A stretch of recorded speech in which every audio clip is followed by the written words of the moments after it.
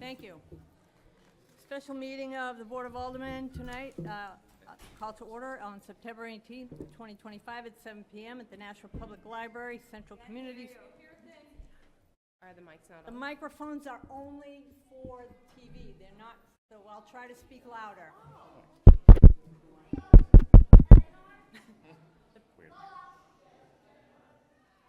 Okay, so the meeting has been noticed in 2 places, including the city's website, in accordance with the requirements of RSA 91A. The prayer will be offered by Alderman O'Brien, and Alderman Moran will lead us in the pledge to the flag.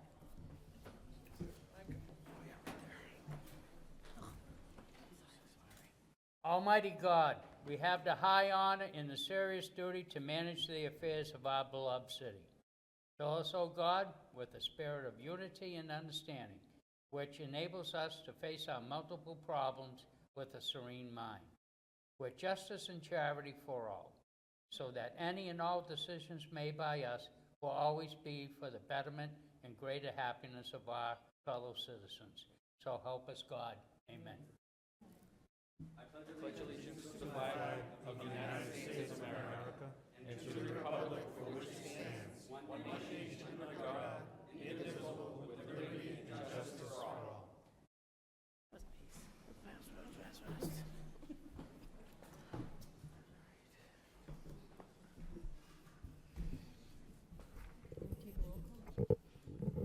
Yeah. Oh, does she want to? Yeah. So let's start the meeting by taking a roll call attendance, please. Alderman Wilshire, Here.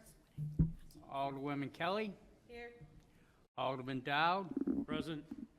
Alderman Clee, Here. Alderman Thibodeau, Here. Alderman Jettie, Here. Alderman Senate is absent. Alderman Clemmons. Here. Alderman Sullivan. Absent. Alderman Lopez. Absent. Alderman Gaveva. Absent. Alderman Thibodeau. Here, Tebow. You are Tebow. called, Alderman Thibodeau. Oh, well, But I'm here. Thank you. I got with Theobald and Thibodeau are here, so I'll let you guys We're work both it here. out. Okay. Alderman Moran, I'm here. Alderwoman Timmons, absent. Alderman O'Brien is present. You have 1, 2, 3, 4, 5, 6, 7, 8 aldermen present. Okay. 10. 10. 10? 10. Okay, miscount 10. Take my pen back. Yeah. Also joining us this evening is Liz Hannum, the Director of Economic Development. I saw Matt Sullivan in the audience.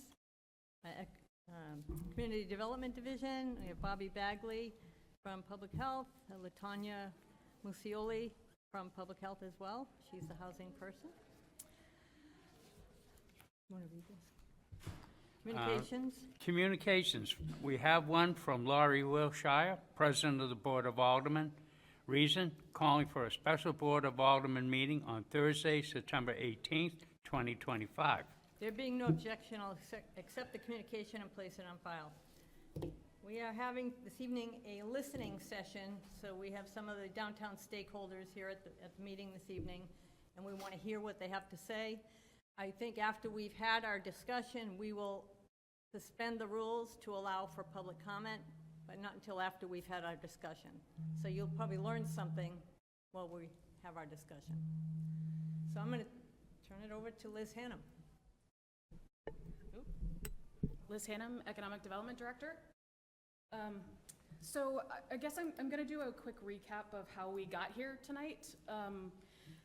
One of the business owners downtown coordinated a meeting last Tuesday to talk with other business owners about the specific issues that they're dealing with around homelessness, and invited some of the city staff and the mayor to be a part of that.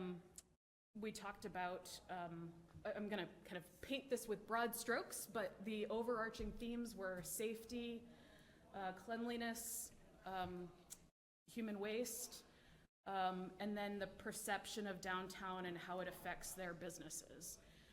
So those were the kind of overarching themes. You'll hear more specifics from them, but we also talked about some good solutions to those specific issues in that specific district. And we talked about a clean team, which would be kind of a private consulting firm that we would hire to be a full-time clean team downtown and deal with some of those issues. We also discussed having private security or police department increasing their patrols in the downtown. Thank you. I don't know if NPD is here, but thank you for NPD. They immediately started doing that this week. As a pilot project for the next 2 months, they will be, they have 2 people on patrol over 2 shifts from 7 a.m. to 11 p.m. So we're gonna do that for about 2 months, see what the results are, and then we would have to figure out how to fund that long term. And then the other solution we discussed was a public restroom in the downtown at some point. So it seemed like that the business owners felt like that would be good to support them going forward. And I'll let them discuss how that might be beneficial. But I just wanted to give you an idea of how we got here. The mayor attended that meeting, and even though he attends all of our homelessness meetings and meets with public health and NPD and fire department, he was still kind of shocked to hear how it's affecting businesses on a regular basis. And that's why at last week's Board of Aldermen meeting, he recommended that you set this listening session up to speak directly with those business owners. So I think we all appreciate you coordinating that. But I'm gonna hand it over to the business owners to have more discussion about this. And then we can maybe have a question, just listening session discussion. So I think the Downtown Association, Alyssa O'Mara, who is their new executive director, has collected some letters from the business owners who couldn't be here. So I really appreciate everyone last minute showing up, and also at a time that might not have been convenient. So I'll let them start. Alyssa, do you wanna? Yeah, I'll start. So first of all, thank you as well on behalf of myself and the business owners that are here. We really appreciate you taking the time to listen to us. Like you, we also didn't have a lot of time to prepare for this meeting. It was a little spontaneous for us as well, but I do hope that the business owners that have arrived, have come today and are present, and the statements that I have gathered from those who couldn't be here will at least help convey the gravity of the issue that we're facing downtown with our unhoused population. I also just quickly want to acknowledge that some of you may have felt left out of last week's meeting. It was not political, it was just initially a safety meeting. It morphed into something more than that, but the initial reason we did that meeting was to be able to ask public health and Greater Nashua Mental Health and the police department, who do we call for what we're seeing downtown? Because we don't want to call the police for everything that we see. So that being said, for most of us, these issues are not, quite as abstract as one would think.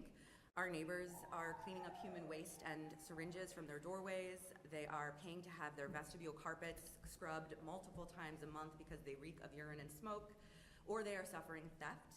Personally, I have lived and worked in the downtown area in and around Main Street for almost 15 years now. I see it weekly at the farmer's market when I'm verbally accosted while setting up or cleaning up broken glass or moving trash barrels and cleaning up syringes myself. I see it on Spring Street when I work at Purple Finch behind my office, and I feel it mostly when I walk my dog. I walk my dog on Main Street every morning and every evening, and I am not comfortable walking past the Pearl Streets anymore because of the amount of people that I don't recognize, because I do recognize many of our unhoused population. They're our neighbors too. It is a much more grave issue right now, and we've had a great increase in the number of transient people we have in our city. We're also aware that it's not just when I'm walking my dog. I have watched people walk into restaurants and go straight up to tables while people are dining to ask for money. Just recently at Alyssa's restaurant when I was there. And I think the main thing is we're here to support the ideas that Liz has put forth and hopefully make you aware of how grave the issue is. We know that a public restroom is not going to solve homelessness. That's not the reason that we want one. It will, however, address the immediate public health issue of human waste on our sidewalks. And beyond that, it's a basic amenity that our downtown deserves, not just for our unhoused population, but for our families that frequent downtown events, for runners who are out in the morning, or shoppers and diners who are just, spending their time and money on Main Street. We're asking for support in Liz's efforts, mostly because we don't see these as luxuries. They're the bare minimum that we need to protect community health and safety.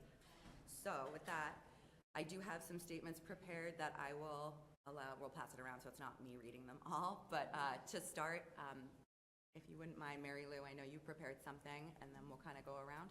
Sure. Well, first of all, thank you for this time. I'm Mary Lou Blaisdell. I have Design Wares downtown. I've been downtown about 21 years. I started when I was 10.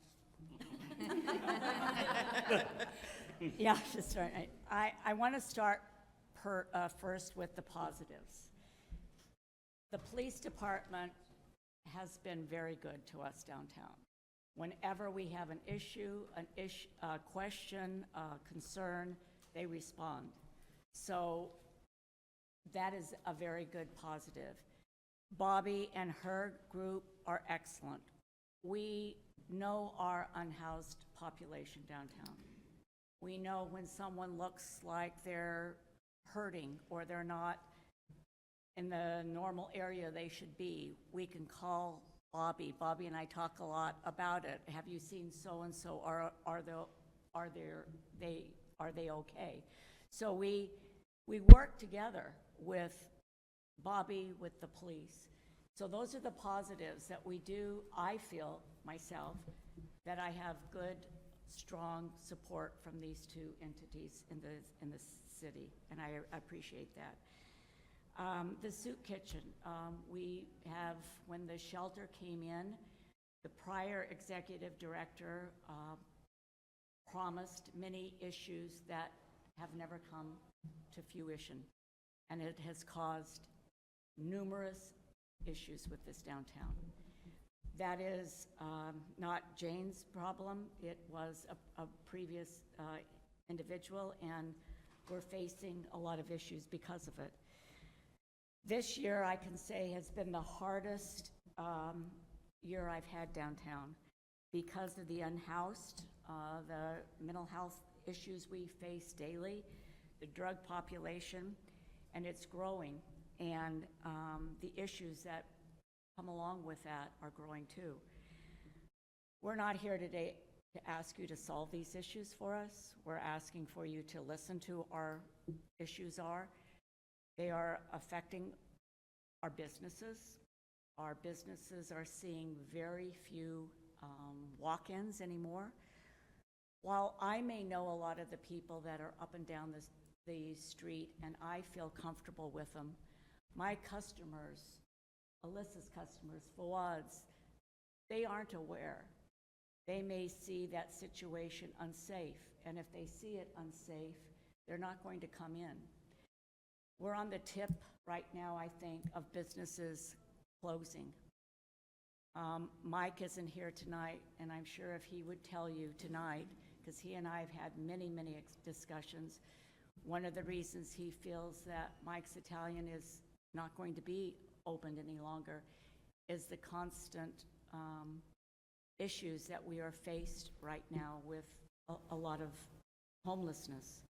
I don't know what the answer is. I know that we have a lot of social service groups downtown with us. We have to learn how to work with each other. The boundaries that we used to have between people and our businesses are gone. I've had every week lately individuals into my store that I've had to escort them because they're bleeding all over of cuts. They're high. I don't feel safe, and I have always felt safe where I am. And I don't know where we go from here. I appreciate you listening to us. And I think that it's time that we really look at this issue, because if we don't, we're on the tip of a lot of businesses going away. Thank you.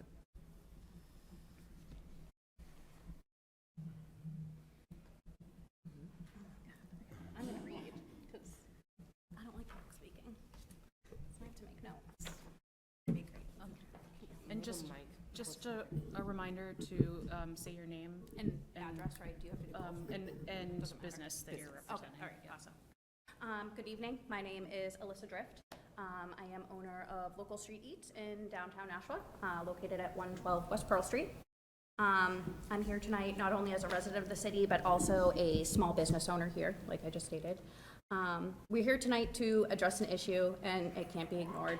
The challenge is posed by a portion of our homeless population, and to be clear, I'm not talking about the people who are temporarily unhoused or, working to get back on their feet, actively seeking services. I'm talking about the transient individuals that we've never seen before, those whose actions have created damage, disruption, and unsafe conditions downtown. The very fact that we're all here having this conversation, I feel like is proof enough that this problem does exist. I understand concerns that we often focus on one section of a very large city, but as I understand it, anyone has the right to speak at these meetings, no matter what their zip code. Downtown is the heart of Nashua. It represents who we are, whether someone's considering moving here or just simply visiting for the day.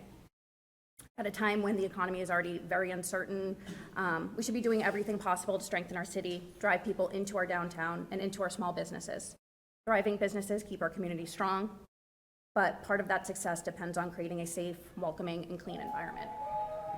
Unfortunately, downtown has taken a turn. Cleanliness is declining. Safety is definitely a growing concern. On multiple occasions, we've had to remove human waste from our sidewalks and alleys. The egress between our location and the Flanders building has essentially become a public toilet that requires constant cleaning. Needles are found throughout the city all the time. Aggressive behavior is more common than I've ever witnessed before. My own employees have been followed home, and they no longer feel safe walking. Neighbors' cars, including those belonging to city workers, have been broken into. We've had people aggressively approach customers while dining, asking for money. And our customers see this, they feel it. They come to us asking what is going to be done, and that's why we're here today, because their concerns have now become our concerns. I love the city, and I'm proud to call it home. I know all you feel the same way. You have the same pride. You wouldn't be here representing Nashua otherwise. So let's give the city what it deserves, a downtown that's safe, clean, welcoming, and strong enough to thrive. Thank you.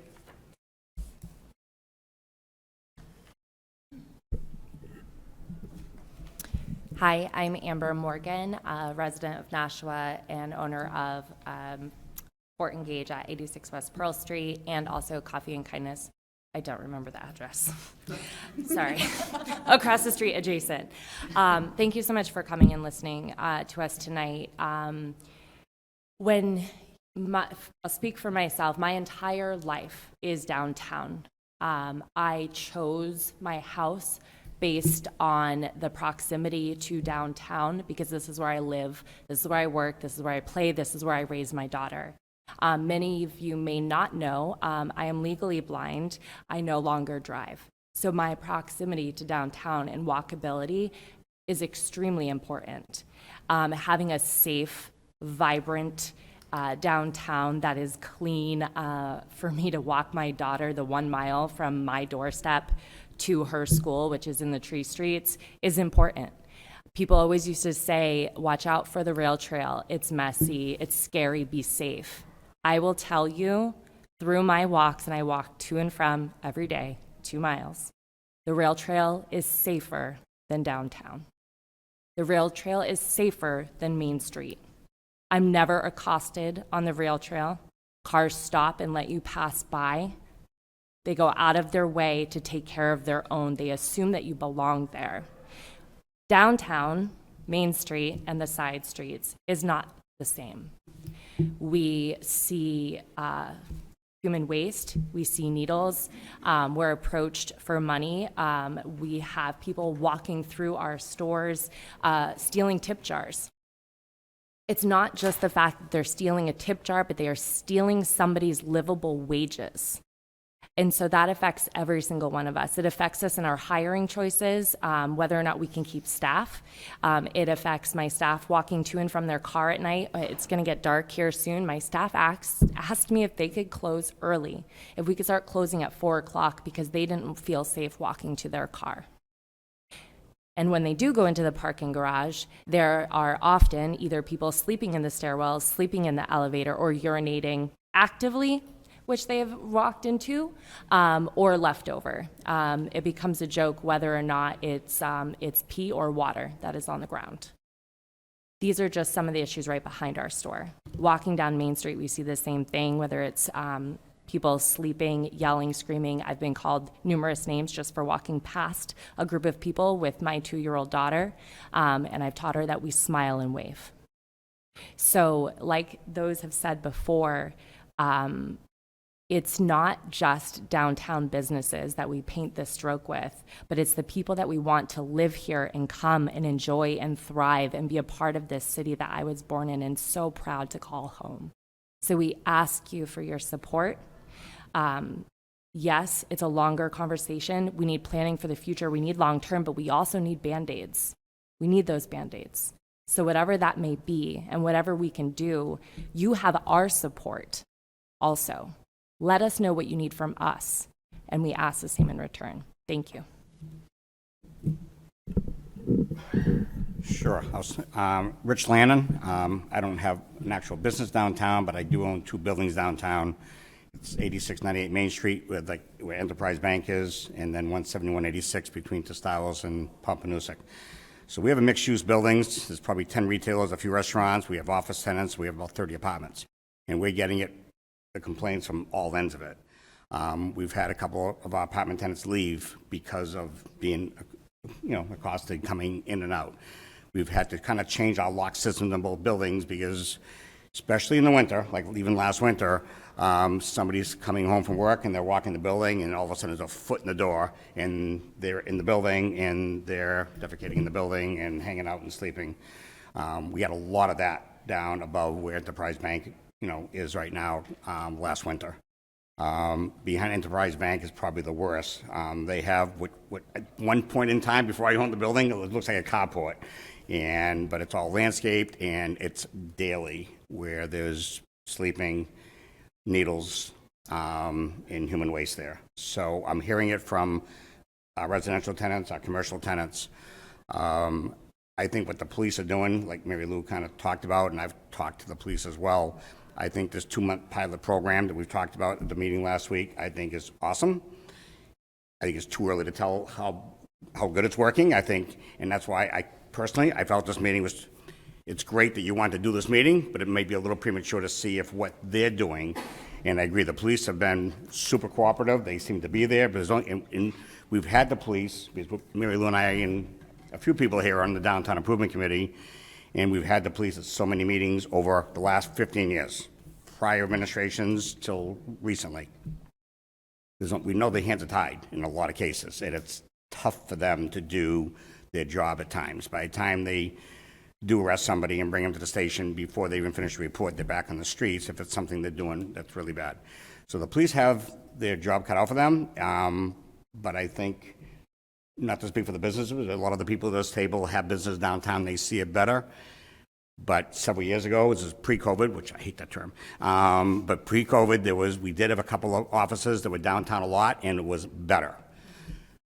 Unfortunately, since the shelter was put in, as Mary Lou said, it has gotten a lot worse, and the last year or so even worse. But when the shelter was put in, I was part of those meetings where we were promised the moon, and it was all just talk. Those same promises were given to every business who I've talked to as early as about an hour ago in East Pearl Street when the soup kitchen went in.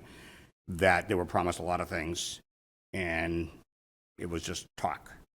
So that's discouraging. Again, unfortunately, it's a different people running it now, so you can't fault them. It's previous people that ran it, but there was a lot of promises to try to help. They can't cure it, but it was to help, and it just never happened. So that's frustrating. So now with the police being downtown, I guess some of our concerns are, my understanding, it's a 2-month kind of pilot program because it's expensive, and that's great for the short term, especially being the end of the summer. In the winter, things quiet down maybe a little bit, but I know things take time, for the Board of Aldermen to get things through, and money is tight.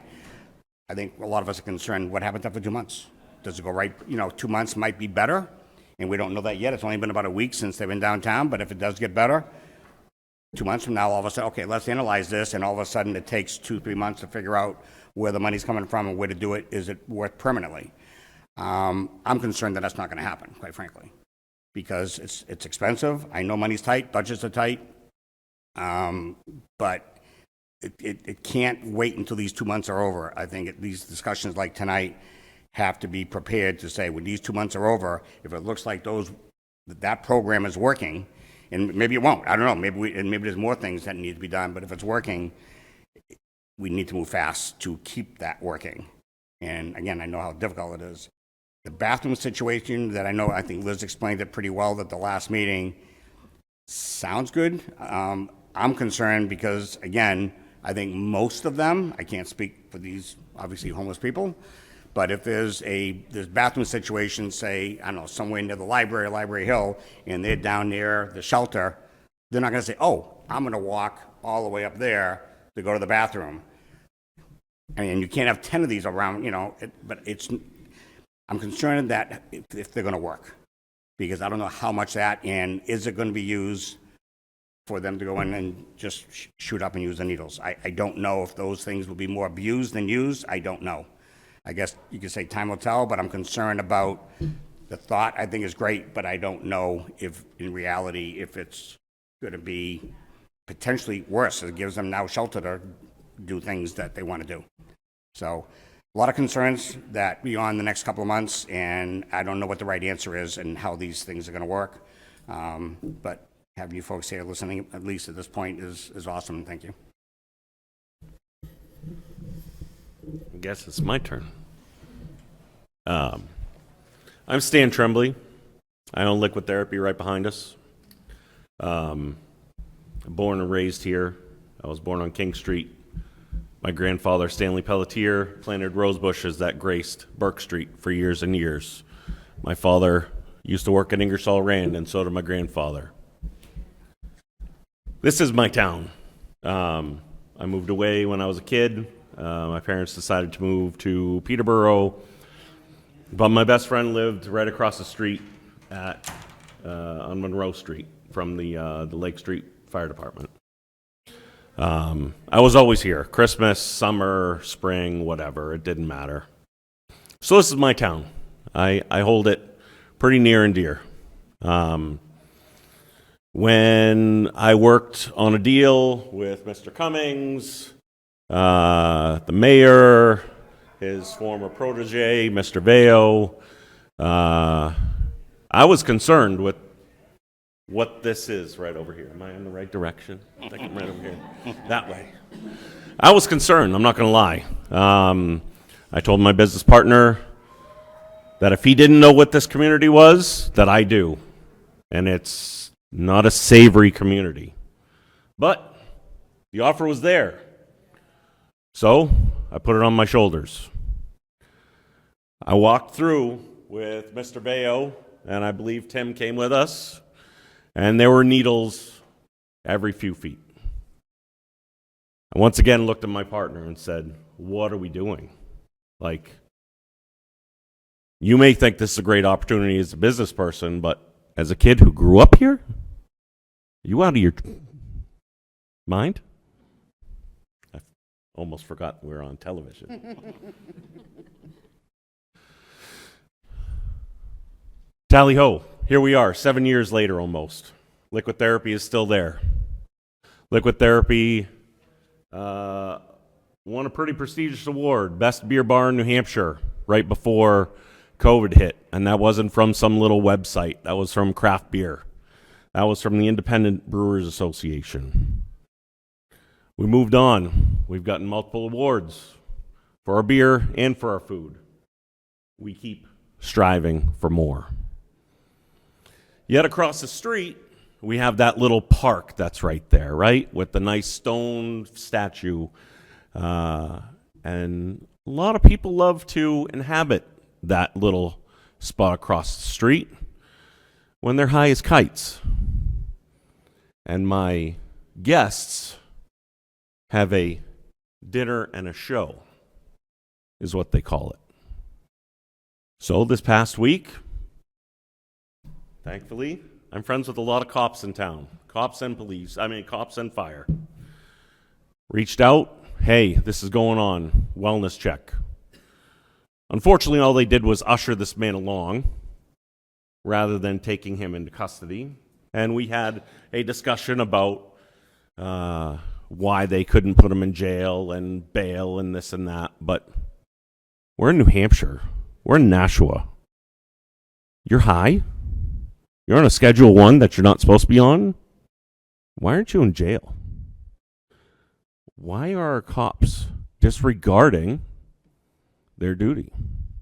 And I say this with a lot of weight because I love those guys. I'm friends with a lot of them, and they work really hard. They are overworked as far as I'm concerned. But what are we doing to allow this to continue to happen? It's unacceptable. We've got people shooting up on the street. We've got people smoking rocks in my bathroom. Why? Because there's no consequence.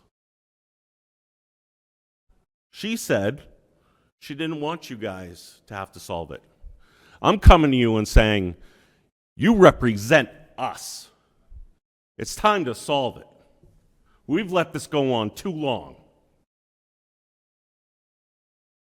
Unacceptable. I don't care what side of the fence you're on. It's disgraceful. Got people picking up waste in front of their store. And last week, the mayor told me he didn't realize it was this bad.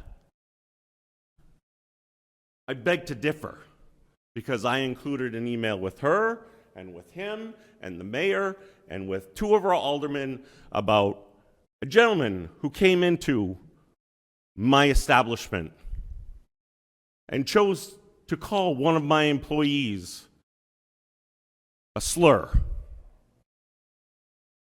and act like he's going to throw hot sauce at her head because, I almost said it. It's unacceptable. They never found him. I don't know why. I have pictures of him. How did he get away? I don't know. This isn't the town that I grew up in. This isn't the town that anyone here should be proud of. So it's time to pick it up. It's what we do.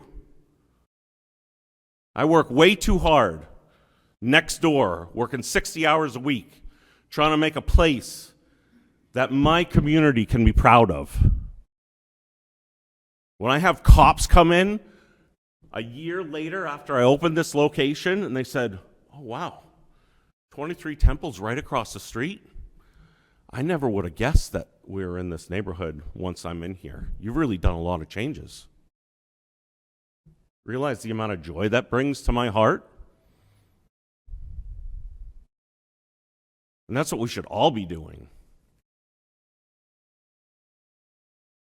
I don't know how much more I have to say, but I know I've had plenty of people here support whatever's going on in my business. They support what I have to say. They support everything everyone else here has to say. And we need to stop making excuses. We need to stop blaming other people, and we need to step it up. Thank you. I'm Fuad Mahfouz from PRG Rugs, downtown, 227 Main Street. I didn't really prepare anything tonight. I didn't quite expect this, but I think what struck me about what's been going on the past few weeks or months since we've been having these meetings, and I'm a part of the Downtown Improvement Committee, and we discuss these issues quite often as well, is how respectful and empathetic our community of business owners and stakeholders have been. I think my family's been in downtown and own a business for a long time, and I used to hear stories of ruckus meetings with angry business owners and, you know, opinions and arguments, and I think I've never experienced that in the 15 plus years that I've been downtown working in my family's business, running my family's business. What I've experienced is our community coming together and trying to address issues and work together to make them better, to make this downtown better. We know we're not the only neighborhood in Nashua. We know that we're not exclusive, so to speak, to any of the other neighborhoods' problems. But this is where we are. This is where our businesses are. This is where we live. This is where we are all the time. We eat downtown. We play downtown. We live downtown. I live not far from my business, down right off Main Street. So it has gotten worse, and we've all seen it. I had a window broken at the last Taste of Downtown, which cost our business $1,200, and there were possibly 100 people in my store at the time. It was quite a harrowing experience, but we rolled with it and we moved forward, and you know, we all have stories like that we can tell. But I think what I'd love for everyone to learn is that we're all doing this with empathy. We want to live here and work here and see things get better, and we're willing, and we're here to help. We want to be a part of a community that's going to make this better. So that's the impressions that I've been getting from these meetings, regardless of how extreme some of the stories might be or some of the things that we see on a daily basis. We are still going into each other's stores and chit-chatting and having fun and walking up and down Main Street and really enjoying our community. And I think that downtown is as good as it's ever been right now since I can remember. I remember being a teenager in the 90s, coming downtown, and there wasn't a lot to do downtown. There was a lot of trouble you could get in. There were bars, there were restaurants, and you know, but there wasn't much else to do. And now we have so much to offer. So, so I think it's a great time for us to talk about these issues, work together to try to make our community a little safer and have our customers feel safer when they come downtown. So, thank you. Did you want to read go through some of the letters? Sure. So I have 6, so I will be as quick as possible, and I'll let Alyssa read some too. Both Alyssas. In tandem, yeah. So this first one is actually from Wendy Hunt at the Chamber of Commerce on official letterhead with the Board of Directors. Titled Concerns with the Unhoused Population in the Downtown Area. Dear Alyssa, thank you for the opportunity to weigh in on the situation that downtown businesses, including the Chamber, are experiencing on a daily basis. Our office sits at street level on the front side of 60 Main Street, the former Telegraph building. So we see the daily foot traffic in front of our office and on the bridge. We also abut 2 parking lots. Since January 2025, my staff and I have seen a noticeable increase of the homeless people. The biggest concern is the number who are sleeping or passed out on the Main Street sidewalks most mornings when we arrive at the office. My staff also often encounters them in our back parking lot and in the public parking lot on Pearson Street.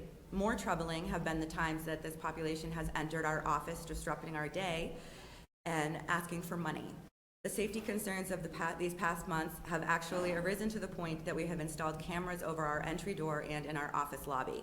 The Chamber of Commerce is a welcoming place for business resources, tourists, and area businesses, and until recently, we have had an open door policy. Unfortunately, we now lock the door of the office even during business hours due to safety concerns for our staff.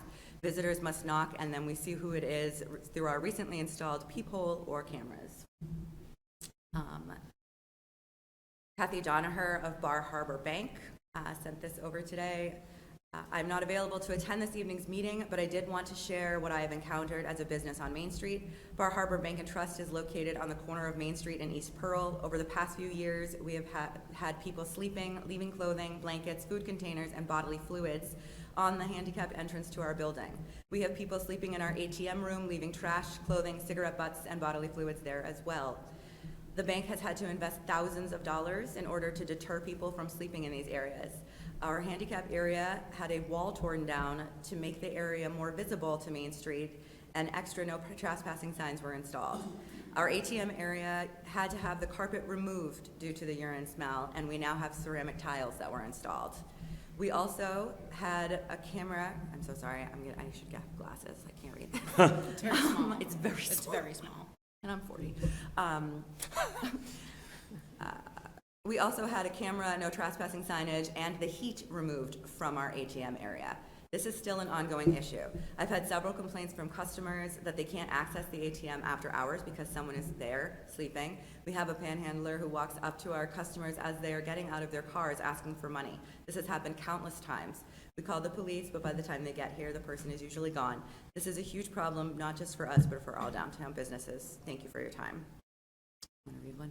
I will tell you, just to follow up on Kathy's email, I did use that ATM 3 to 5 days a week for about 10 years. And the last couple of years, it was appalling. Smelled so bad, the bank had to close because the urine and every other bodily fluid was seeping through the floor into the bank that they couldn't open.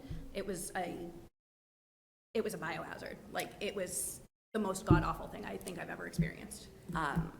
Real quick, Reka from NBT Bank, the branch manager, also wanted to be here tonight and had a family emergency at the last minute.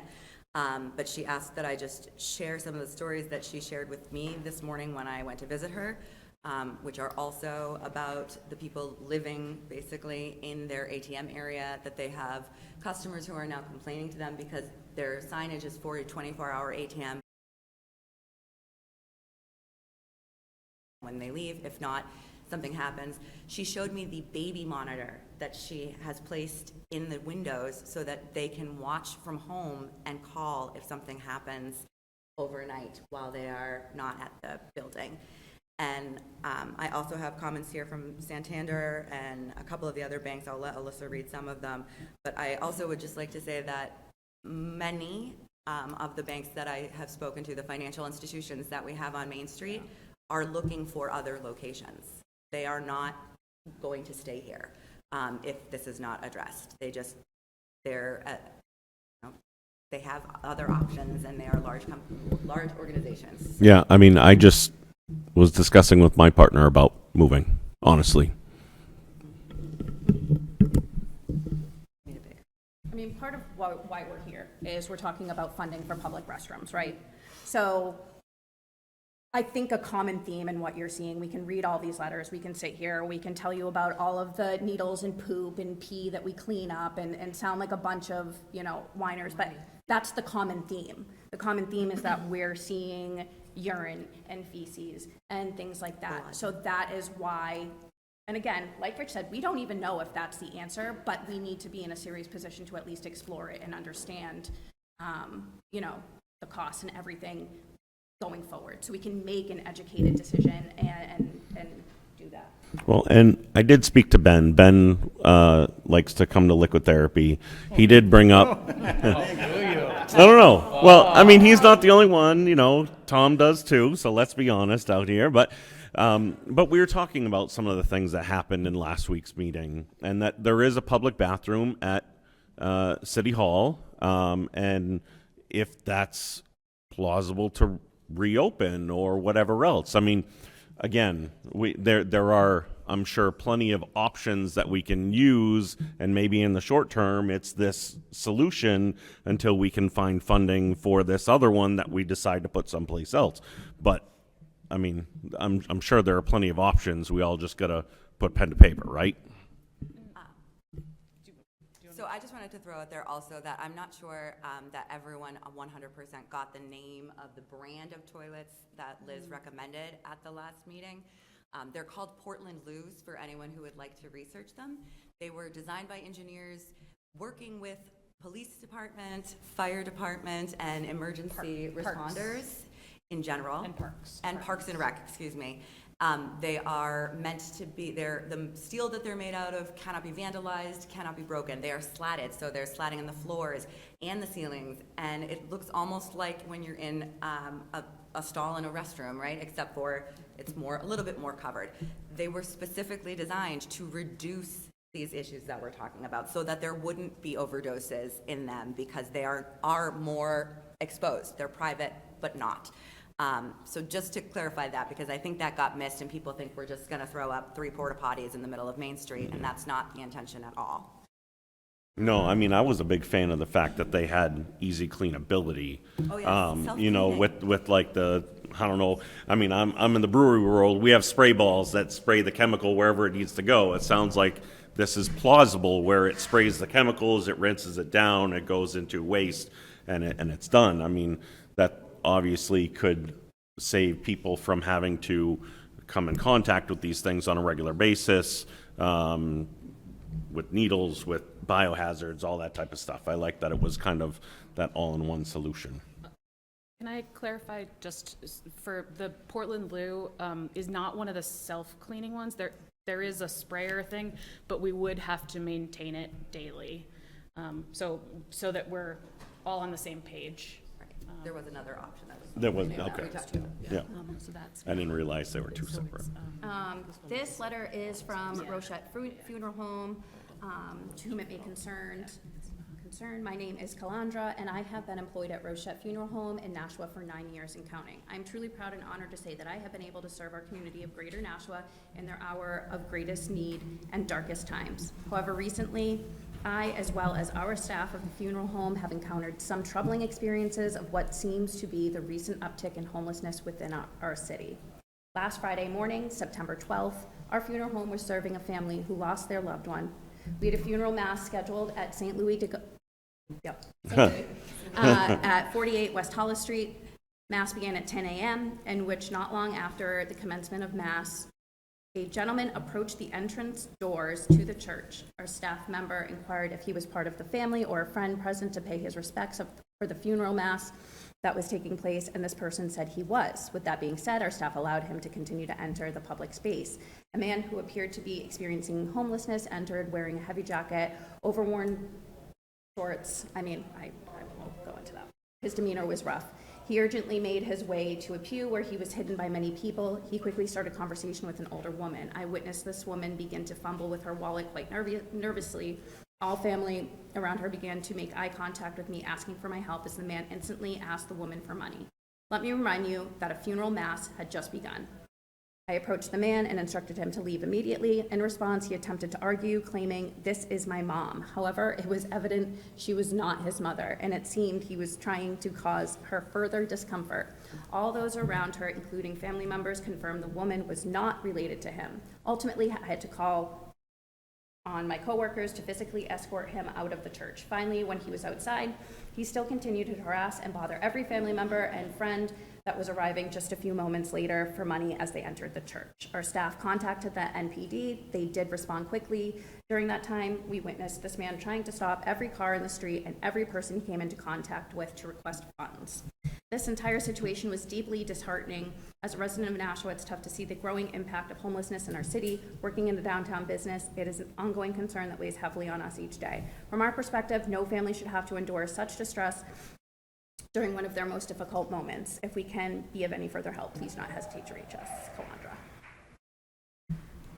I have like 4 more. I'm happy to email them if the board would like to read them, or I can continue to read them out loud.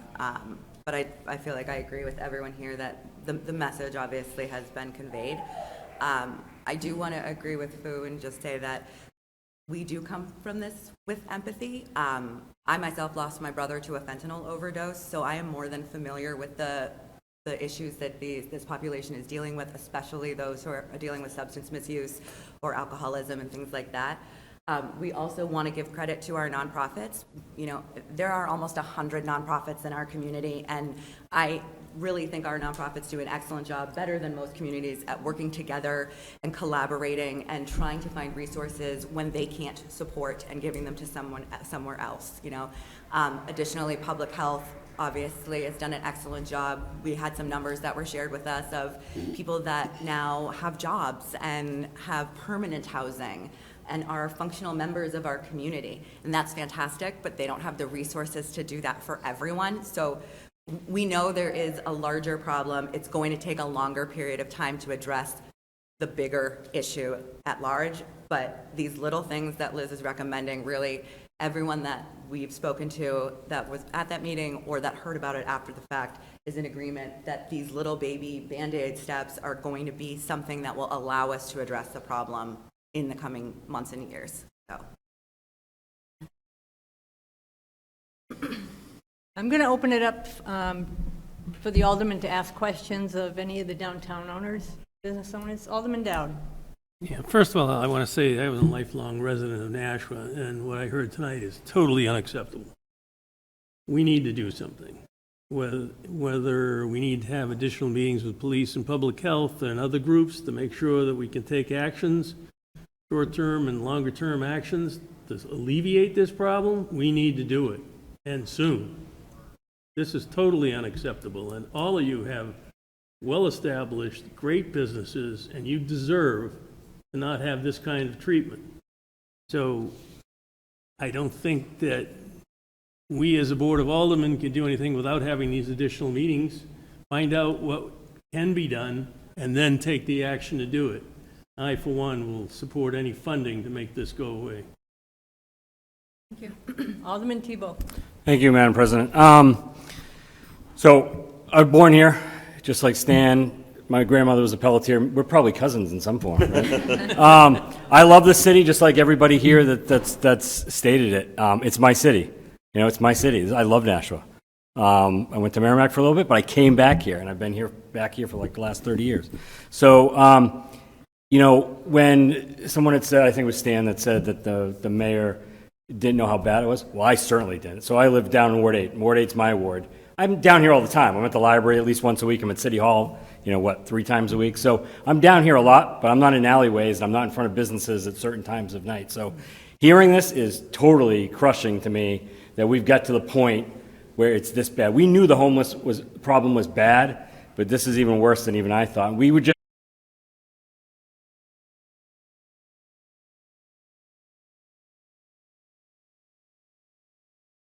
the little things that we do, and I don't mean little because you guys do a lot of work, but it's not, they don't have enough resources. So I think we need to give the police some teeth to do something about this, not just to move them, but to take them out of there. And I hate to say it because, again, people going through substance misuse, it's an addiction, it's a crisis. And you don't want to jail people having a crisis, but you also don't want people to disrupt the businesses that we had. I will say, and I think it's the gentleman here, I don't know his name, not Rich, but behind Rich. I believe you're the one that owns the escape room, right? Am I wrong about that, sir, behind you? Oh, okay, sorry. So the person that owns the escape room, where the library walk is, we were doing an event there, and we were opening it up, and Liz had all the different things that are in that walk now, the different sitting places. And the guy that owns the escape room came out and just blasted us and said, you're saying how great this walk is, and people urinate in it, and we're picking up feces, and people just hanging out at night, and that was just a couple weeks ago. That was the first hint that I got, maybe something's wrong here. So I think we need to give the police a little more authority than just to move them along. And I know I'm going to get criticized for that because we don't want to arrest every single person that's homeless. But we have to stop the people that are causing all these problems. They're keeping people away from the businesses that churn the city. If downtown is the heart of the city, and if we lose the heart of the city, this city will...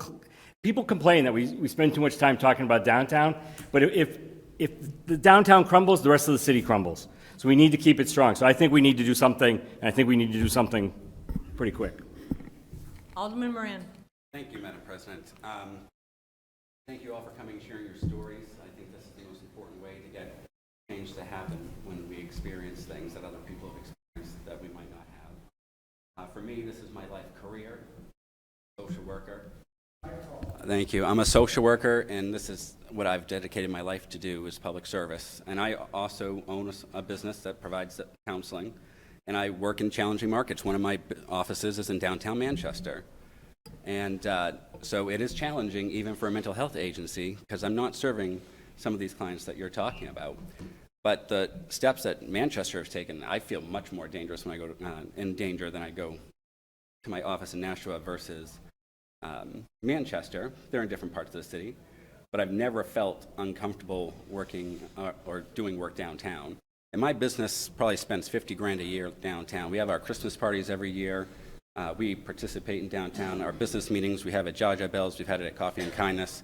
We've gone to lunch for a manager's meeting at pretty much a lot of your establishments. And I've never had any of my staff say they felt uncomfortable going to a manager's meeting at 7 o'clock at night at Surf, outside dining. But we have certainly experienced things. I was leaving, I get my hair cut. I'm down 3-4 days a week in Nashua, downtown Nashua pretty regularly. And I was with my daughter, and there was an aggressive panhandler coming through, but you know, I'm a different type of person. I just put my hand up and I said, "Don't approach me and my daughter." You know, and then he moved on. But I understand that other people don't have the same training and experience and protective nature or ability to even say anything. And I think that's where, you know, your voices come in to relay those stories from your clients and your customers. It is very difficult to be here today, especially because about not too long ago, I had asked the mayor and the board president, maybe we should have a special committee to resolve this. And that didn't go that far. Instead, we did, myself and Chairman Lopez held joint committee meetings of PEDC, which I chair, and Human Affairs. And all the recommendations that you guys had at your meetings last week or recently were what we recommended to the city. Community policing, public bathroom. And I don't want to offend anyone, but I didn't see any of you there. Who I did see were the nonprofits who are behind you, who haven't spoken, who are there asking for help and asking for these things because they knew about the conflicts that they have with your businesses and what they wanted to do to help. And we're now acting upon those recommendations after private businesses come forth and express their concern, why other businesses have been doing it for quite a while and wanting to desperately help you all. And I'm a private business that's on both sides of the spectrum. I'm a for-profit business that's in this type of service. And I don't want to see anyone have their business impacted by something that we can help fix. But we had weeks and months of these meetings that Director Bagley took these changes and made great changes. We changed legislation for housing. We talked about giving teeth to the police department, and we found that all we can do is offer a fine, which is useless to someone who has nothing. So they talked about community policing, which means that they might be able to enforce a law if they find there's a violation. We had these conversations, and here we are again. I know you guys all communicate and talk. I hear it from the downtown businesses and the charities alike, but everyone has to be on the same page because they're also entitled to do their work. And we, as aldermen, need to pay for it. Because how many times have I asked to pay for these things, and they've never made it into the budget since I became an alderman on day one. But the private sector has a problem, and we jump to it, which is great, because we should be doing it. We should be doing it every day, no matter whether it's you guys coming expressing an issue or the people behind you whose workers are also on the same benefits that they rely on, that the clients that they're helping rely on. We can do this together, but I haven't seen a plan for the Riverwalk to include a bathroom since we made those recommendations, but we gave a $30,000 pad to a downtown business to start a walk-up drive-through. We are building 2 very expensive garages. I haven't seen any architectural plans to include a bathroom in those garages for the public, even though we made those recommendations. So I'm glad that you guys have lit a fire under the city staff, but we have been doing this, and especially Director Bagley, who I've been very critical of, and she stands her ground She tells us what's practical, and then she takes our feedback and does it.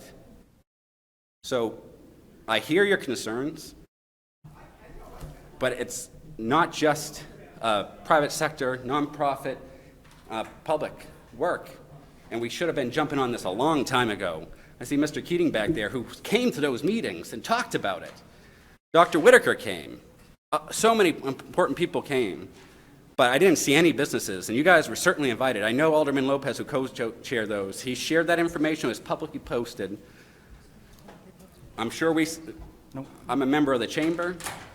I communicated with people that those were occurring, but we knew this was going to happen, and we didn't want you guys to be affected like this. But apparently it takes you guys to say something so those guys back there can get the help that they need to not inconvenience you and your customers. And it's not lecturing you guys. This is just what's happening now. We are finally all here to fix the problem, and it seems like everyone's on the same page, but we can't act like these folks haven't been doing anything. They've been really working hard. Okay. Sorry. I saw Stan's hand first, and then Alyssa, and then Rich. You want to go first? I'll go afterwards. That's fine. I'm Sure. Oh, go ahead. I just would like to respond to that, Mel. Like, we know each other from the chamber, and personally, I think you're a great person. I think it's extremely dismissive the way that you just said that maybe some of us aren't comfortable saying no to a homeless person walking down the street. I think that we're all very aware of how to respond. That's why we had meetings prior to this. I also want to acknowledge that many of the people in this, sitting here right now, told their aldermen that this was an issue because they can't go to those meetings because they have to work. It's one of the things that I said in the very first meeting that we had. Stan will tell you, I basically yelled at him and said, it doesn't matter if you tell your aldermen. If we're not there to back them up when they're making these proposals, then it's a moot point because no one is going to listen. So we're aware. It does feel like, what you're saying right now is obviously accurate. I'm not going to deny that. The nonprofits, the private sector, and the public sector do have to work together, but it also feels a little bit redundant to say it because that's literally why we're here, and we have been trying to address it, and we acknowledge that we know that there's no more beds at the soup kitchen, that there's nothing more that the front door can do. They are capped out there. I talked to Maurice today. We also talked to Bobby. LaTanya and Bobby came to our meeting last week. I speak to them, the last 2 years for LGN. We have many people who are involved, social workers that we've talked to. It's not like, yeah, we sit on boards and committees downtown as well. So I'm not disagreeing that we need to show up, but I also need you to know that these people talked to their representation and thought that it was coming back to the board. So if you weren't receiving that, that's not on them. A point of personal privilege, because my name was brought up. Alderman Moran. Thank you, Madam President. I think you guys are misunderstanding me. I'm not upset with you guys. I'm upset that it has to be you guys that come here to get something done. I am now just hearing two aldermen say, let's do something because you're here, even though we had those other folks come to us and say, let's do something and make the same recommendations. My issues with the system of how we resolve these problems, because you may find what I say critical, but we have to have these conversations to resolve complicated problems. You're not 100% right, they're not 100% right, neither am I. We have to find some ability to meet in the middle and agree that time's to spend money, but we also have to be cognizant of our other constituents too who say we've done a lot. And a lot of these programs behind you are going to close. We've already seen the farm center close. The city cannot pick up all these grants that have ended. As the reality of the situation. So we can pay for community policing. We can find that in a budget. We paid for community health workers when they got cut, and they're still there. We hear you. But some of these guys behind you who are in the nonprofit sector, they are frustrated too, because they have they've been screaming. In my side, the federal and state government is specifically targeting my clients who are on Medicaid and on the Affordable Care Act to take away the ability to feed my children, so I know exactly what you guys are going through. I I love the downtown, but it shouldn't have to just take you to get this special meeting that no one else could get, but you guys were able to manage it. And I don't mean to disrespect the board president, but I can't imagine like how quickly this happened. And that's great. It's not a bad thing. It's critical of the system and how it has to go this direction to get people who maybe might not have really pushed to make it happen this time around. Alderwoman Kelly. Thank you. I want to start by thanking you guys for coming out. I know you guys already met last Tuesday, and it was a very quick meeting for you to get ready for. I'm going to hold a lot of my thoughts because I'm processing everything, but I do want to start with just this, which is that I'm sad. I'm sad that we're here at this moment that's become so, so urgent, that we're all here twice in a week. And I just want to address that I think there's a feedback loop mixed. There's a miscommunication. I'm an alderman at large. I have a personal relationship with every single person on that table, and nobody reached out to me. And that's not to say I'm putting that on you, but I'm saying that, like, if your alderman doesn't answer you, there are 6 at-larges, and that's our job to help. And I didn't know this was happening. I moved out of downtown. I was in downtown for almost 10 years. Most of you watched me start my business. So I'm sad that our communication loop isn't there. And I don't think it's just this. There's a lot of other things that are going on in the city, and we need to figure out, whether Alyssa's the head of that, how we can keep having conversations, because the downtown is our heart. And I want to make sure that not only do the business owners feel great, but it's what attracts people to come to Nashua. So when someone asks me, what should I do in Nashua today? I can say, oh, go to our downtown. It's amazing. We've got an amazing flower shop, and I do all my downtown Christmas shopping down there. That's the city that we all want. So that's there's no blame there. I want to make sure that we can start to figure out how we can keep talking, because it maybe this is, exposing to you that there's silos. You talk to one person, it doesn't mean all of us get that information. It's really siloed. So that's all I have to say. Alderman Clemmons. Thank you, Madam President. So this has been an issue for a while, and I know it because I go downtown. I can see it. The person, I'm sure that you've all reached out and expressed in different ways, but I know that Mr. Tremblay has been on the forefront of this because he hosted a meeting with city staff at his restaurant in April. And that meeting was supposed to take place, I think, in January or February, and it got delayed because he's seen this concern since last year. And I don't know what's come out of that meeting. I'm one alderman. There's only so much that I can do. So I think the time has come now where we have, to Mr. Lannon's point, we have the time, we have the police doing 2 months of this special patrol, and I think it's incumbent upon us to get legislation and to fund that through the end of this fiscal year, and then encourage the mayor to put it in the budget next year so that we can continue on with that continually until July, at least July of 2027. And give you folks some comfort that this is something that's going to continue. The other, so that is something that I will be doing, is reaching out to the chief of police to find out how much this is going to cost and what we have to do to fund it. The other thing is the bathrooms.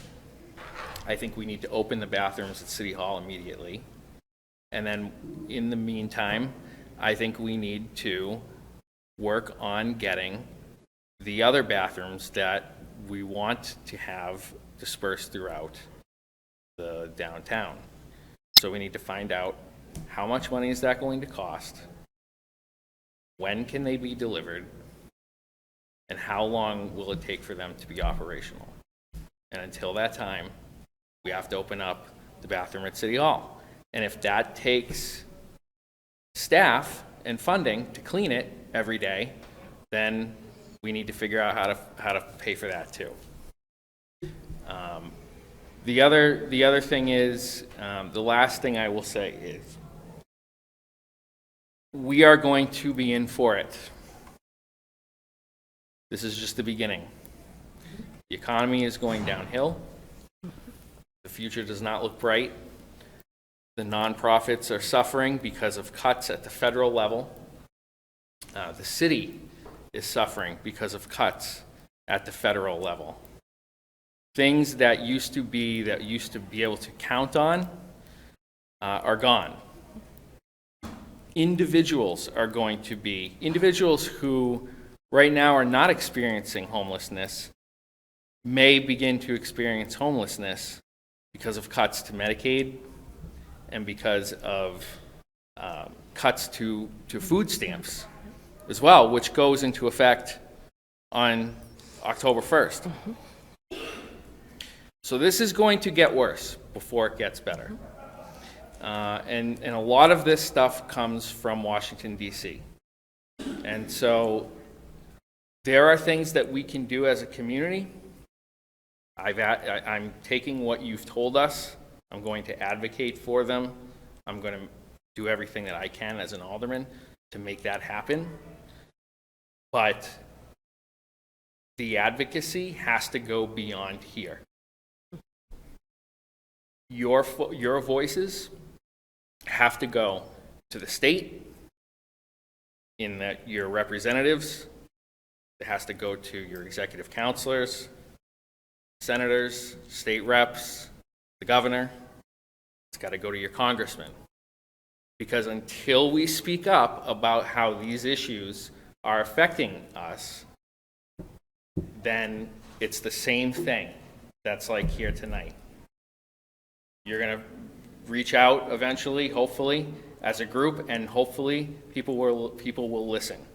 But until that happens en masse, then we're fighting an uphill battle because we are limited in the resources that we have. So what I'm going to say is, we will do what we can do as a community and take your suggestions, and I will do everything to put my best foot forward to make some of this stuff happen.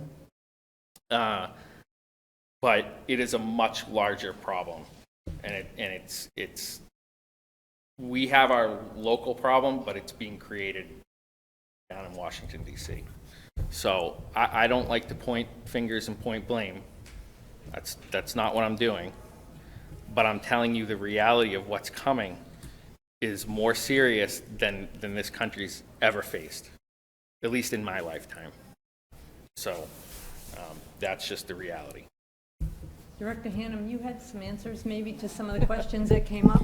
Yeah, Liz Hannum, Economic Development Director. So I did, the mayor did talk with Chief Rourke about figuring out a cost for this program, and we are north of about $500,000 annually, including 4 full-time staff and the equipment that is needed for them. So that's one. I am working on a quote from the Portland Loo Company, and they are 90 to 110 days shipping time. So we got 3 to 4 months of lead time if we're looking for those specific units, which I do think Public Health has recommended. And so I think that would be the ideal scenario, but those are also fairly expensive. I think they run between $125,000 and $165,000 plus utilities, connections, and foundations. So we could have them up and running probably by February-ish if we allocate funding soon. And then the other thing that we talked about was the clean team idea, full-time staff. Manchester does this already. They have a much larger district than we do, with much higher needs, but their cost is $530,000 a year. So that gives you we're probably in the 300 to 400 range, but those are the costs that we have estimated right now. So we're looking at 300 to 400 for the clean team annually, 500 for police annually, and then probably about 200,000 one-time fee for the public restrooms. So that gives you an idea of where we're headed for cost. Alderman O'Brien. Thank you, Madam President. I would like to thank you all here for coming this evening and identifying the problems, except I don't find it anything new. Those of you that know me, I did 35 years on the fire department. I've dealt with this. At times, I felt like I'm the catcher in the rye because it just keeps going. I don't know if you know anything about the drugs, but these people, once they're exposed to it, they're gone. They're hooked. And now we got to deal with these particular problems. I guarantee you, the fact that you had this meeting has been grand. It has refocused it back, and it gives us the opportunity to go forward. But we're going to need some good stamina to do so. I agree with my colleague to the right, Alderman Clemens, that this is not just a local problem. Do you think every one of these homeless people graduated from Nashua High North or Nashua High South or Bishop Girton? Some do, but I don't think all. You know, some come. You know, we leave the lights on. We're a big city, and they come. I wonder if, like, a nice little town up in Bartlett, up north, has the same problems we have. I guarantee you they probably don't. So where does those problems go to? Manchester, Nashua? I don't know. But I'm in favor of opening up the bathrooms at Nashua City Hall, but keep in mind, they were closed for a particular reason, because of security reasons. So we heat them, and that would be a fine place for somebody to hunker down for the evening. Is that what we want? And I guarantee you and your families may not want to use that, you know. So maybe the complete answer is to get these, you know, new toilet facilities, to get them out there. But for some of us, this is around the first time hearing something that is aggressive. But the feces in the street, that's part of the connection of the drug problem. And so we definitely need to adapt to it. I do recommend, you know, some of my friends at one of the local businesses downtown, unfortunately, I don't know if it's correct, but we have the saying, we all at one time or another get approached.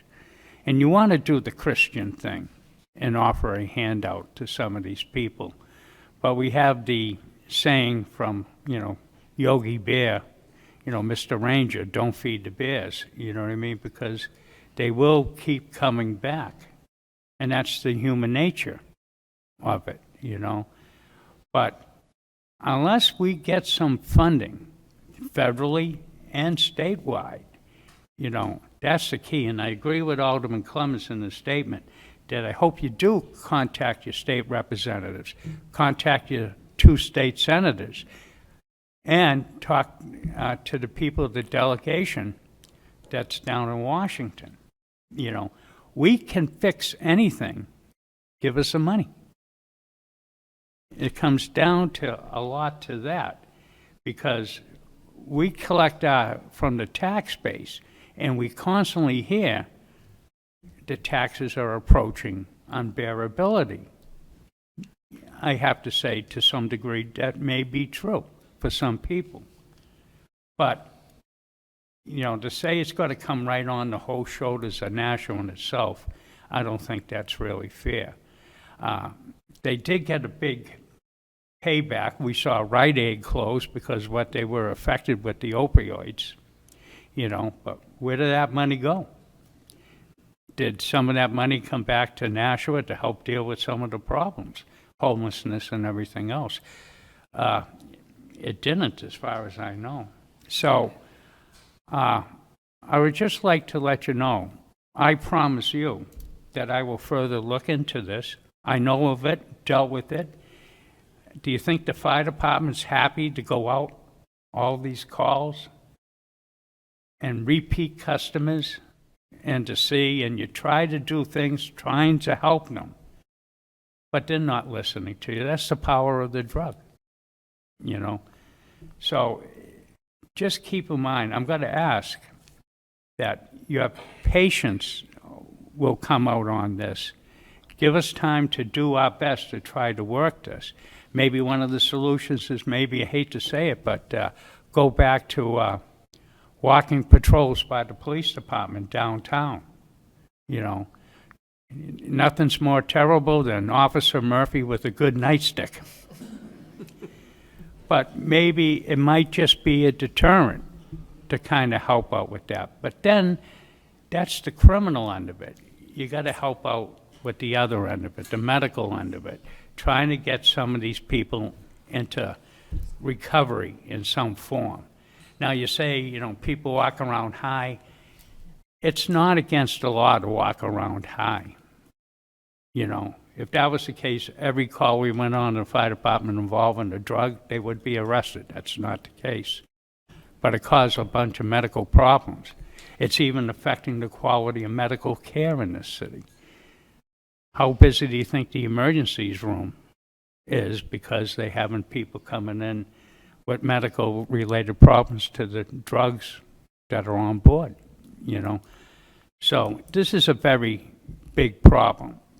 It is affecting your businesses. I'm empathetic. I want to try to come to the best solution we possibly can. But again, I got to say, ask for your patience, because we need to come out with a very good plan on this.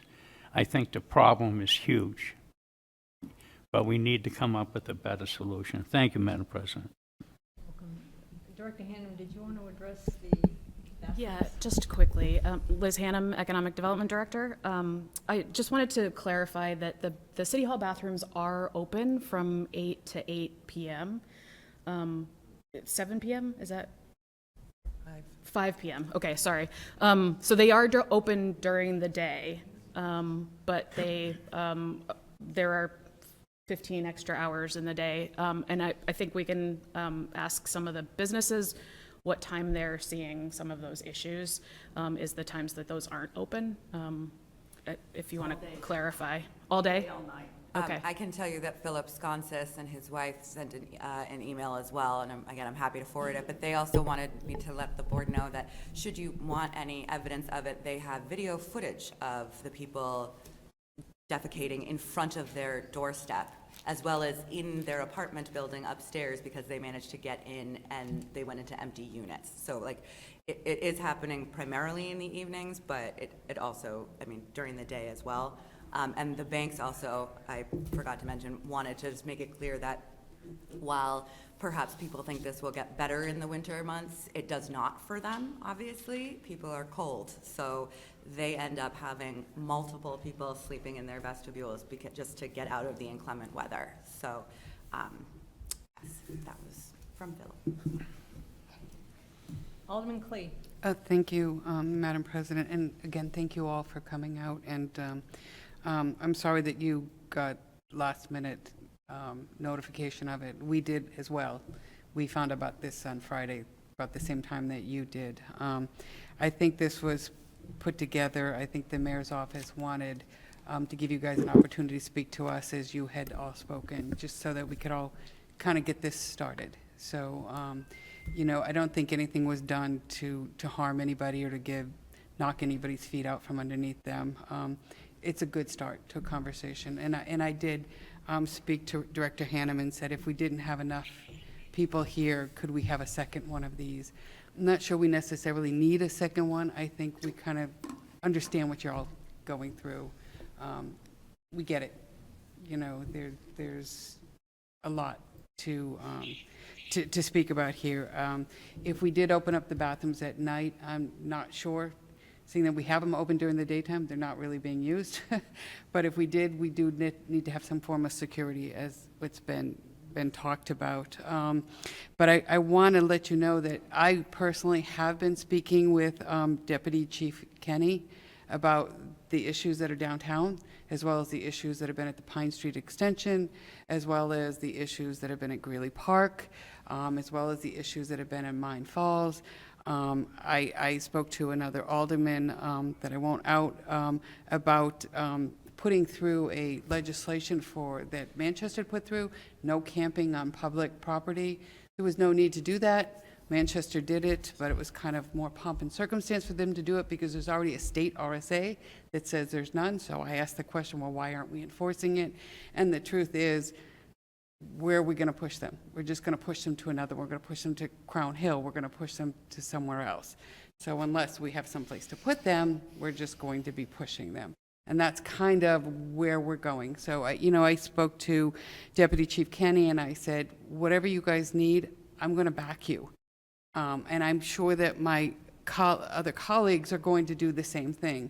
So I know he told me personally that he had been in touch with many of my other colleagues and that they were working on things. I can't tell you what necessarily they were working on, but I can tell you that we have been in contact. We've been telling them, we want to help you. We want to do. I personally would like to see boots on the ground. I have been seeing the patrol cars. I'm sure you all have been seeing those extra patrol cars. Every time I turn around a corner, there's a police cruiser kind of going around. I would like to see boots on the ground. I would like to see physical feet on the ground. I've been seeing 2 officers in the cruisers, not just one. I've been seeing that as well. We probably don't have the staff to put all the boots on the ground, but maybe one officer on a shift might be nice for them to be able to see that. I don't know if there's been more aggression. I've been hearing from constituents that they don't want to go downtown. So I agree with what you're saying because they're seeing that people are more aggressive. I don't know if it's because of the carfentanil that's out there or what's happening, if it's the different types of drugs. I don't know. I do know that one of my constituents had spoken to someone that said that they had just gotten out of a Gateway. And they said, well, didn't they help you with that? No, they got out of Gateway and they were just put out on the street. So it's good that they went through a program, but if they don't have any place to go, they're going to end up on the street. So that was only solving part of the program. So maybe we need to work with these programs to make sure that there's something else that goes on. And I'm not faulting them, please understand that. But maybe that's part of a disconnect too. And to the end of, to the end of what some of my colleagues have said, funding isn't all there. So they do need to hear you at the state level, the federal level, and so on. We can only do so much at the city level. That doesn't mean we shouldn't try. It doesn't mean that we shouldn't keep pushing as much as we could. I don't know if I want to say give the police more teeth. They have as much teeth as they need. They have the RSAs that let them do it. But truthfully, what can they do? Just push them along? Can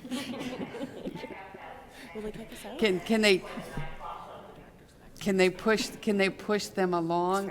Can they put them all in jail? How many jails do we have compared to how many homeless we have? So how much teeth can we give them? Bail reform is changing, so yes, they can keep them there. But again, to what end? Valley Street is filling up, and that's not a place for them either. So, but I think this conversation is a good start. Obviously, you've had the conversation with the police. You've had the conversation with Bobby, who's trying to do a lot of really good work. I know they go to the encampments to try to help. And as Deputy Chief Kenny told me, he talks to a lot of the people, and there are some that they don't want any help. And I'm sure Bobby's people have felt, Director Bagley's people have found the same thing. They just say, leave me alone. I'm fine. I'm happy where I am. I get calls from people who live at Jackson Falls condo, and they look across the street at the library, the Riverwalk there, and they see people camping there. So I get those calls. I call the police, and I talk to them. It does not go on a deaf ear. If I hear from the people that are downtown, it never goes on a deaf ear. I'm always in contact with the police, and I try to do everything I can, but there's only so much that I personally can do as one alderman. So. But thank you. Thank you for giving us your time here. I appreciate it. I have 2 aldermen that are wanting to speak, but seeing how the library's closing in 30 minutes, I wanted to give some of the people in the back here an opportunity, a minute or minute and a half, just to say what you need to say. Oh, Madam President, can we just waive the rules that appear for public comments? Is that in order? Are you making a motion to suspend the rules? Yes, please. Motion is to suspend the rules to allow for public comment. All those in favor say aye. Aye. Aye. Opposed? So moved. Keep track of time. I can. Well, we only have 30 minutes before the library closes, so we're not going to give everyone the opportunity to speak, but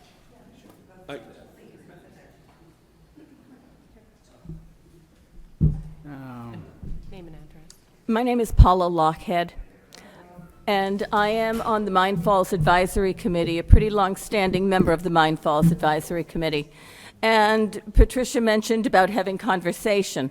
If you are having conversation, please include Mine Falls. We have a horrid situation right now. It is, we have scattered homeless or unhoused people. We also have the situation of human waste, and there's no one there to pick it up except for our willing volunteers. We also have a situation whereby many of the unhoused people are now at the edge of the Mill Yard parking lot that then goes down into Mine Falls. And it is a significant community to the point where we have had to close one of our trails because it is no longer safe for the general public to walk past the encampments, the unhoused, the drug abuse, whatever it is. That's a huge concern for us, and it needs to be recognized and it needs to be addressed. Please. Hi, Lee Riley, resident of Nashua, and I work here and I live here. I work at Nashua Children's Home, and I recognize what the downtown businesses are going through, and I hear everything that was said today about putting in bathrooms, opening bathrooms, and so forth. But I would like this committee to know that even Nashua Children's Home, which is way out on Amherst Street, and for those of you who do not know what Nashua Children's Home is a residential program where youth as young as 7 and as old as 20 years old reside there full time. I will tell you, in the last 3 weeks, we have had up to 4 unwelcome guests on our property, one of which was in our backyard near our shed when there were younger girls playing in the backyard. So we had to perform a reverse evacuation, get those children inside. We are next to some property that's wooded, and then it's Charlotte Ave. So again, I definitely sympathize with the downtown businesses. We could talk about putting in bathrooms, but it sounds like this is a much bigger problem about actual human beings and relocation. Good evening. My name is Kerry Baxter. I'm a Nashua resident. I'm a property owner for 25 years, retired Nashua City employee, and I was unaware how bad it was with the businesses. I knew there was a lot going on downtown. I didn't realize the extent of it until listening to these people tonight. I came here to also encourage you to continue with these efforts. It's going to be a collaborative approach that is needed. It's not just a law enforcement problem. It seems like there's some health department stuff, some Greater Nashua mental health opportunities, maybe code enforcement, but I'm really here because of Mine Falls. Behind Pine Street Extension, by the old training facility for the police department, that situation there has quadrupled in size. There are motorhomes, campers, vehicles with out-of-state plates, motorcycles, sofas, gas grills. It just can't be that way. In talking to some other friends who are involved with coaching cross-country teams, those teams have had to alter their training routes and their races out of safety concerns. Personally, 2 years ago, I was a victim of a crime in Mine Falls. Nashua PD apprehended the perpetrator. He had no fixed address, and he was not from Nashua. So I understand that there's an argument where if you push them out of one place, they're going to go to another. Well, if you don't do that, that place is going to expand. It's going to continue to encroach into the park. It's going to continue to encroach into the mill yard, which I think there are future plans for. That's like saying we're not going to enforce speeding or stop people for speeding on one street because it's just going to push them to another. So I just ask that you all work together and try and help us who use Mine Falls and help the downtown business owners. Thank you. My name is David Silva. I am the co-chairman of the Mine Falls Advisory Committee. I'm linking what's going on in this downtown. You don't have to look any further than Mine Falls. Mine Falls is, I'm going to say it's like the bedroom community for unhoused people or homeless people in Nashua. They go into the city during the day, they're going for services, so a lot of the problems that's happening in downtown are originating from Mine Falls. I've been active in Mine Falls for 20 years, and I can tell you right now, I don't feel safe in the park anymore. I ride a bike in there. I'm going to start carrying mace. Our committee is on the front lines of what's going on in this city. We are a bunch of volunteers. We do trail days once a month, and we do our best to keep Mine Falls Park the crown jewel of Nashua. And I'm going to say, for me personally, and Paula here, who's on the committee also, the city of Nashua is very aware of what's going on in Mine Falls, and they should be aware the effects of that's going to be happening and is happening on the city. We've attended multiple meetings. LaTanya, Debbie, we've been there. We've talked to them, and we attended one of the meetings. They have this homeless or unhoused, whatever you want to call it, meeting. I don't know if it's once a month, whatever. And we left that meeting with not even like a sense of anything that can be done. I understand it is a tough problem, but there are mentally ill people in that park. Like her, I had somebody pull a knife on me after I stopped because he was passed out on the trail the hottest day of August, and I asked him if he wanted a water. I gave him a water out of my water bottle. Just like that, he turned around and he said, "Who the F are you?" And as he did that, he pulled around and he pulled the knife out. And then I was in that, when you were there, LaTanya, one of the people in that committee turned around and said, well, maybe that person was having a bad day. That's not the answer that we should be, that's not a comment, because I did respond. The police, everybody was there. I said if that guy came one more closer to me, he would have really had a bad day. Now, the problem we have is with the city is one of these days, something bad is going to happen in the park. Somebody's going to get raped. Somebody's going to get murdered. Like she said, the track teams, Nashua South, Nashua North, and Bishop Girton are forbidden to go to the end of the park where the Pine Street is. We, as a committee, have we designated a no-go zone. We won't go into that park to do anything. We won't go in there to clean up. We were cleaning up homeless sites, and we would talk to the city. We stopped doing that. We are not qualified to have people picking up needles and feces and everything else. We have volunteers that come from high schools. We have school kids come to our trail days, and we will not subject any of them to that. Now, We need to give someone else a chance to speak. Just real so quick, if you can I'm wrap not up. knocking the police, but the reason why we're having a big problem right now is they're trying to move everybody out of the park itself, and they're putting them into the Pine Street extension.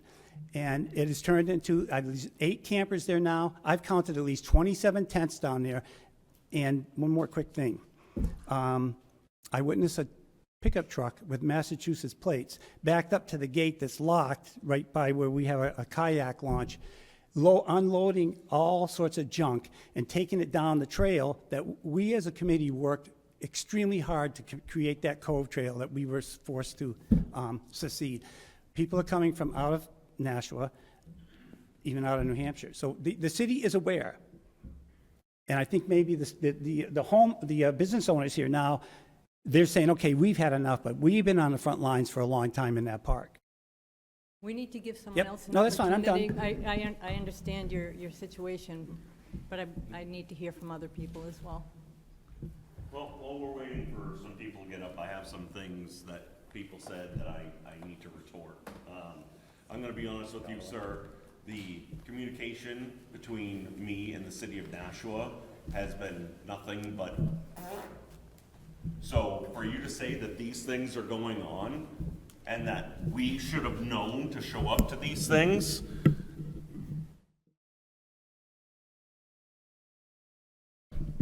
that said, I've never once backed down from a meeting that Ben or anyone else has ever asked me to go to because of safety, because of Nashua, because of anything else. You need me there? You know where I am.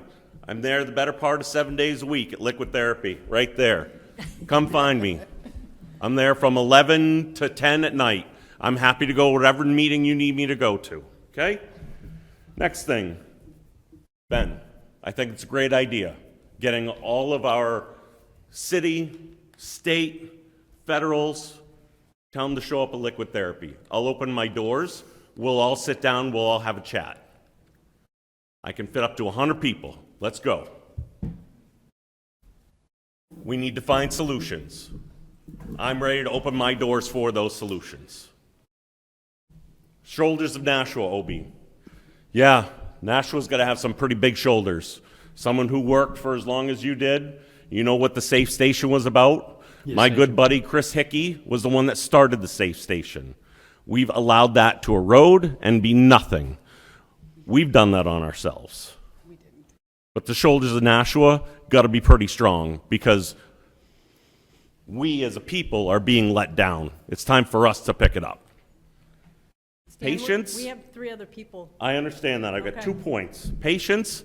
My profits and losses aren't going to hold patience, Obi. My losses, just like Mr. Buckley, are losses.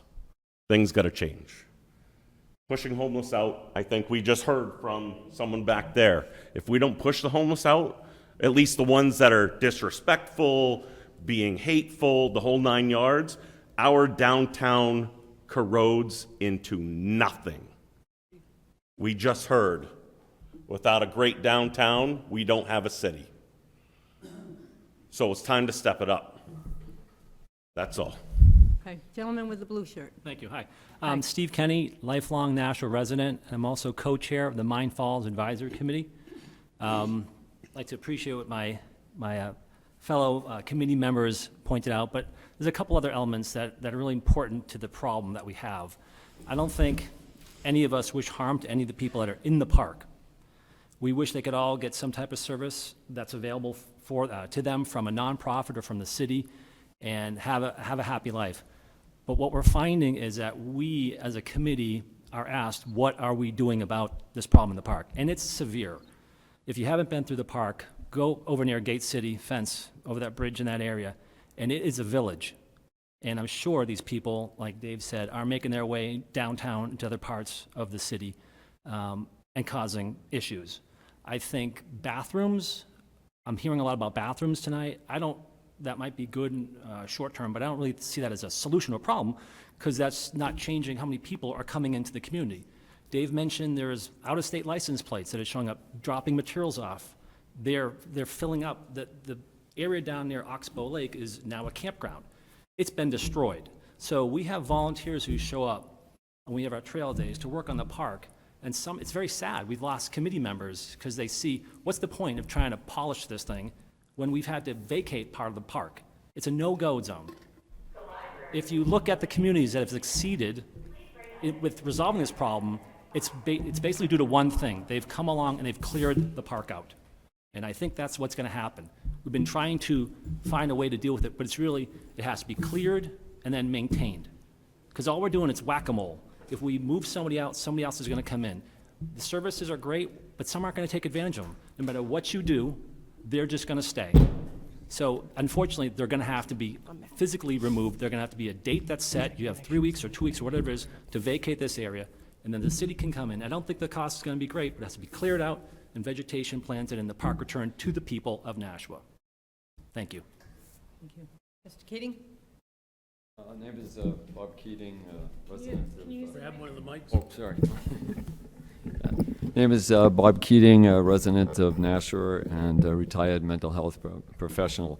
I just appreciate the business owners in downtown individuals about what the concerns they have and the way in which they approached it. I think this meeting overall has been an extremely respectful way. One voice that is not here is obviously the people that are homeless, and there was a person here that is homeless in one of the encampments, and any of us who came in here saw people that are homeless as you're coming into this place. She left this note on her way out, so. Sorry. Thank you. Well, let me add the voice right here. It's the drugs. Do you want to know where these drugs are being cooked? Meth labs, Mine Falls, campers, etc. But I think that's important in this whole process, and individual agencies do it all the time.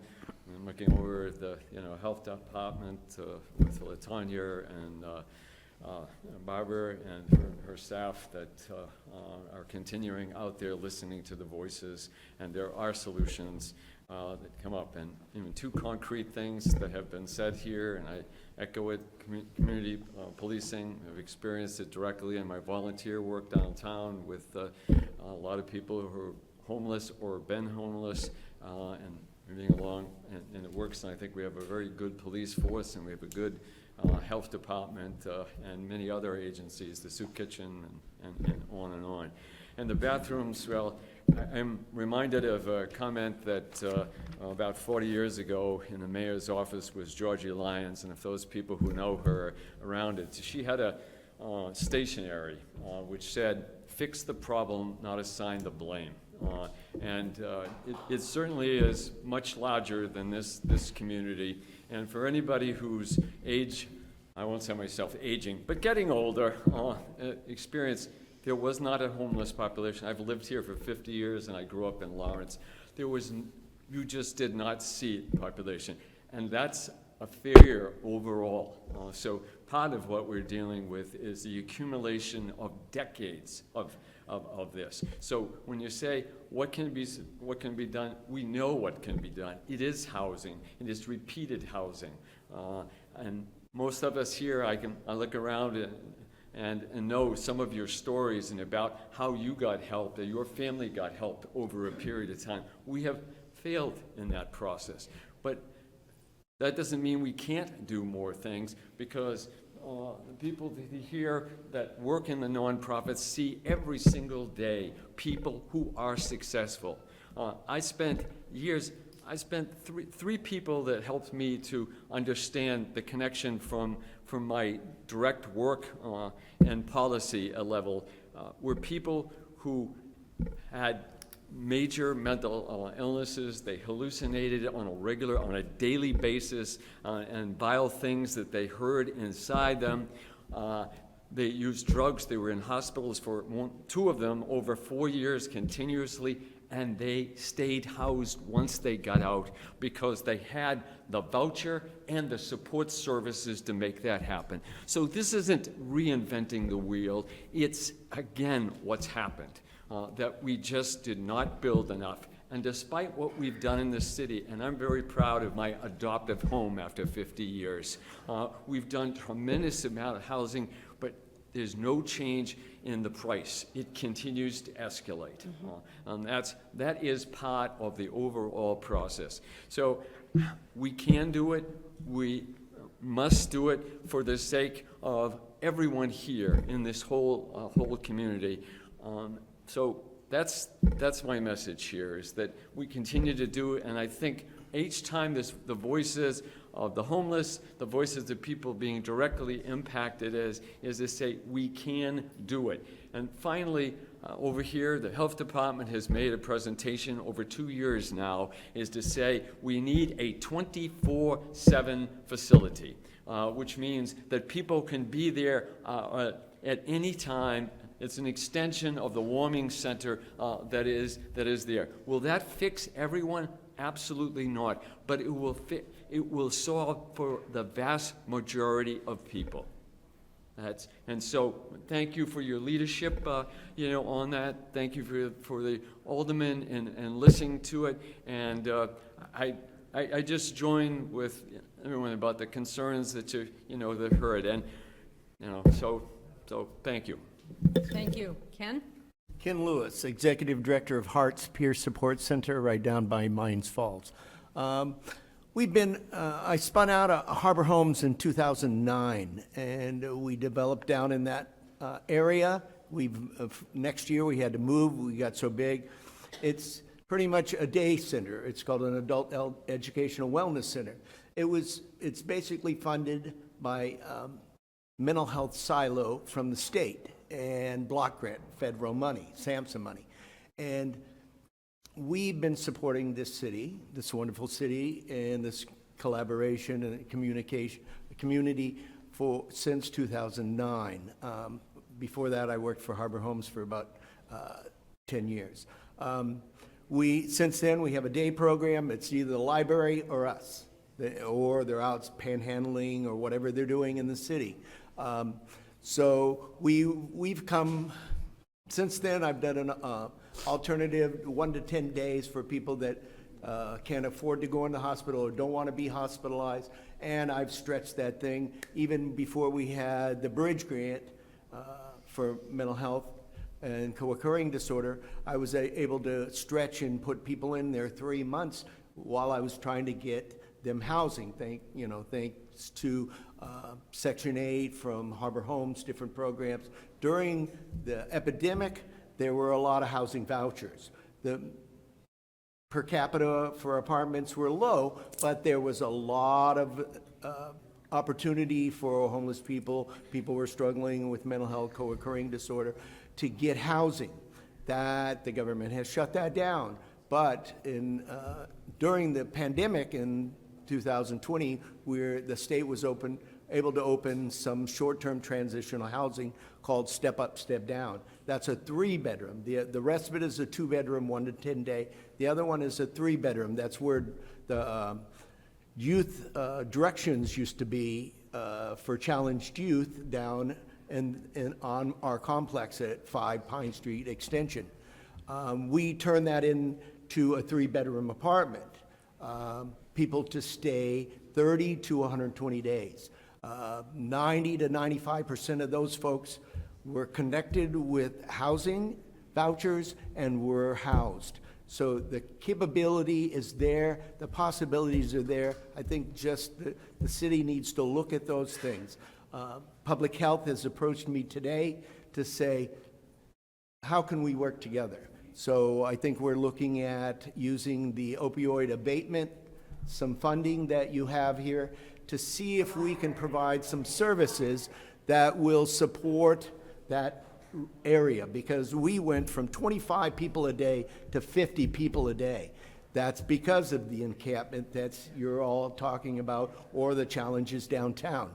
So I'm hoping that we can come together, have a committee, bring us, the business people together, the nonprofits together, importantly, Public Health, the city of Nashua, and see if we can resolve this. We are a resilient city. We've done it before. We can do it again. Thank you. Is there anyone else that in the back that would like to speak before we adjourn the meeting? Seeing no one, thank you all for coming out here. It was a really, really interesting and I think fruitful discussion. We're going to do everything we can to help make things better. So thank you all very much for coming out. Alderman Wilshire? It's a pleasure. Oh, Alderman Clemens. Motion to adjourn.